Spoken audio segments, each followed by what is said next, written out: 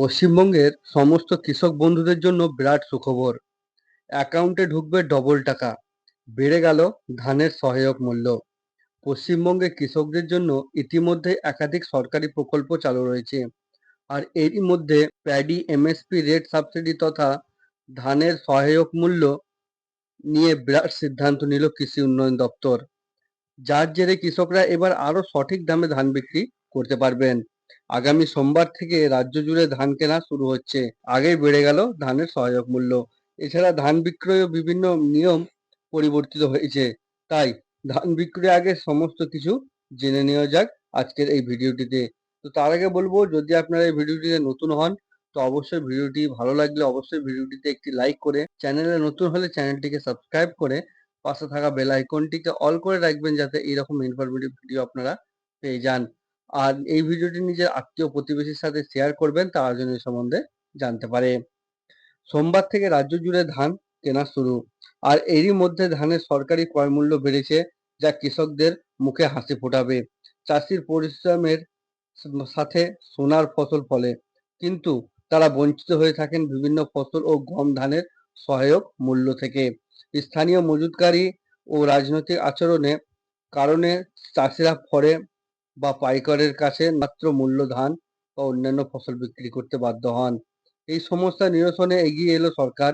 ক্ষুদ্র ও প্রান্তিক চাষিরা এবার সহায়ক মূল্যে নিজের এলাকা থেকেই সরকারি দামে ধান বিক্রি করতে পারবেন। তার জন্য ঘরে বসে অনলাইন পোর্টালে আবেদন করা যাবে। এতে একাধিক যেমন লম্বা লাইনে দাঁড়ানোর ঝামেলা থেকেও কমেছে। অন্যদিকে ঘরে বসে আবেদন করলে স্থানীয় ফরেদের কাছ থেকে এড়ানো যাবে। তো এবার ধানের সরকারি যে মূল্য সেগুলি আপনাদের সামনে তুলে ধরবো। তো এবার ধানের সরকারি ক্রয় মূল্য কুইন্টাল প্রতি ৬৯ টাকা বেড়েছে। গত বছরে ছিল ২৩২০ টাকা, কিন্তু এই বছর বেড়ে হয়েছে ২৩৮৯ টাকা। খাদ্য ও সরবরাহ দপ্তর এই সিদ্ধান্ত নিয়েছে। ক্ষুদ্র চাষিরা এতে বেশি লাভবান হচ্ছেন এবং মূল্য বৃদ্ধি তাদের আয় বাড়িয়েছে। অনেকে এটাতে স্বাগতমও জানিয়েছেন। তো ন্যূনতম কত ধান চাষিরা বিক্রি করতে পারবেন সেটাও আপনারা জেনে নিন। তো প্রতি চাষি এবার সর্বনিম্ন ১৫ কুইন্টাল ধান বিক্রি করতে পারবেন। আগে এই সীমা ছিল আরও কম। নতুন নিয়মে ক্ষুদ্র চাষিরা সুবিধা পাচ্ছেন। সর্বোচ্চ ৯০ কুইন্টাল পর্যন্ত বিক্রি করা যাবে।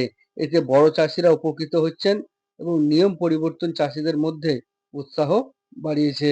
অনলাইনের সুবিধা কি বা আপনি কিভাবে বুকিং করবেন সেগুলি আপনাদের সামনে বলবো।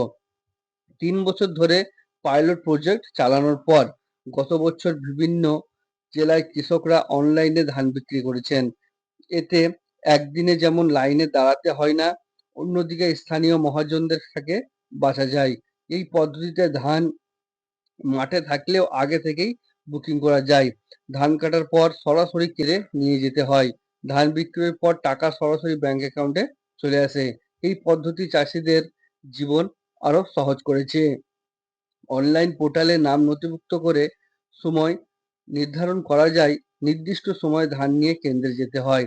লম্বা লাইনের ভোগান্তি আর নেই। টাকা সরাসরি ব্যাংকে পৌঁছে যায় এবং এই ডিজিটাল ব্যবস্থা চাষিদের স্বাচ্ছন্দ্য দিয়েছে। সরকারের এই উদ্যোগ প্রশংসা জুগিয়েছে চাষিদের মনে। ক্ষুদ্র চাষিদের একাংশ বলেছেন বৃদ্ধি ও নতুন পদ্ধতি দারুণ সাহায্য করেছে। আগে বাজারে কম দামে বিক্রি করতে হতো, এখন সরকারি সহায়ক মূল্য নিশ্চিত আয় দিচ্ছে। তাই অনলাইনে আবেদন সহজ ও খুবই দ্রুত হয়ে যায়।